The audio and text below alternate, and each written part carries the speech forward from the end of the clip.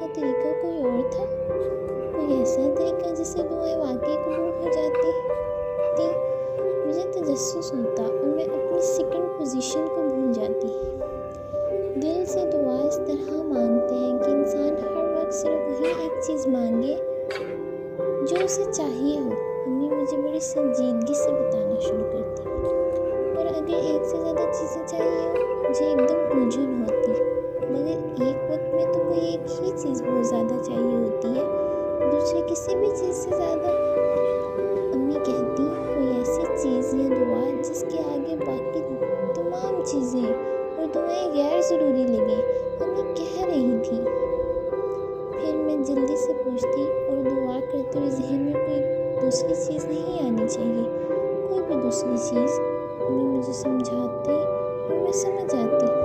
اگلے کئی گھنٹے میں امی کی باتوں کے بارے میں سوچتی رہی، واقعی میری دعا کیسے قبول ہو سکتی تھی؟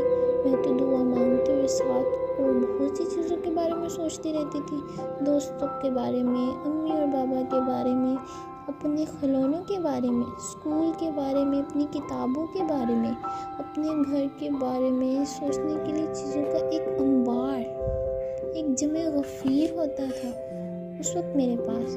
ٹھیک ہے، اگلی ٹرم میں دل سے دعا مانگوں گی، صرف زبان سے نہیں۔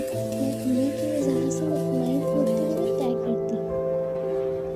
اگلی ٹرم میں ساری دعاؤں کے باوجود سیکنڈ بھی نہیں آئی، میری تھرڈ پوزیشن تھی اور میں بے حد خفا، مگر اس بار تو میں نے دل سے دعا مانگی تھی۔ میں ایک بار پھر امی سے شکایت کرتی، ہو سکتا ہے اس بار کسی اور نے تم سے زیادہ دل سے اللہ سے دعا مانگی ہو۔ امی کہتی، میں ناراض ہوتی، یہ کیا بات ہوئی؟ مجھے امی کی بات کی سمجھ نہیں آئی، کیا اب اللہ بھی دعاؤں کا کمپٹیشن کروایا کریں گے؟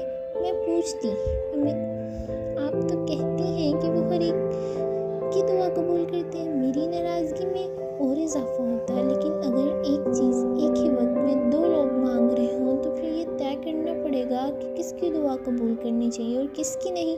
امی مجھے سمجھاتی، پھر مجھے اس بار امی کی فلسفی سمجھ میں نہیں آئی۔ میرے نزدیک ایک چیز دو لوگوں کے مانگنے کا مطلب تھا کہ اللہ مجھے اور دوسری لڑکی دونوں کو فرسٹ پوزیشن دلوا دیتے اور بس بات ختم۔ مگر اس وقت مجھے اندازہ نہیں تھا کہ زندگی میں ہر